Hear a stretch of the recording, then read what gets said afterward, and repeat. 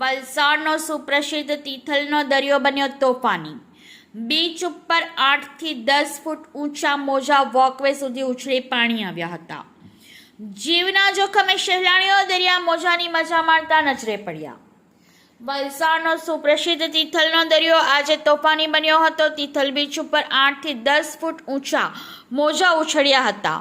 દરિયાના મોજા બીચ પર બનાવવામાં આવેલ વોકવે સુધી ઉછળ્યા હતા. જીવના જોખમે સહેલાણીઓ દરિયાના મોજાની મજા માણતા નજરે પડ્યા હતા. જોખમી મોજામાં સહેલાણીઓ નહાતા નજરે પડ્યા હતા. તેમજ બીચ ઉપર કોઈ પણ પ્રકારના સાવચેતીના પગલાં ન લેવામાં આવતા સહેલાણીઓના જીવ જોખમમાં મુકાયા હતા.